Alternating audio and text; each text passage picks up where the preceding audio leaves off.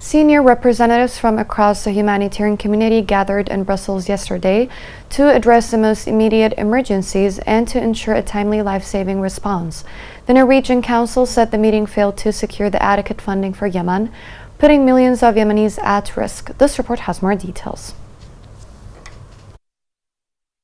International donors have today failed to commit enough support for what Yemenis describe as a daily fight for survival, as a senior official meeting of donor states held in Brussels announced just over 735 million USD for the country's humanitarian response. The funding announced in Brussels today amounts to a quarter of the 2.7 billion USD required this year in Yemen to meet urgent humanitarian needs. Today marks a missed opportunity for the international community to take meaningful steps towards pulling Yemenis back from the brink of severe hunger and widespread disease, said the Norwegian Refugee Council's head of advocacy for the Middle East and North Africa. Instead, it has sent a bad signal that one of the worst humanitarian crises remains neglected by donor governments and will not receive the support it urgently needs. NRC urged the international community to step up and increase funding that meets the daily needs of Yemenis. This includes resuming food aid programming across Yemen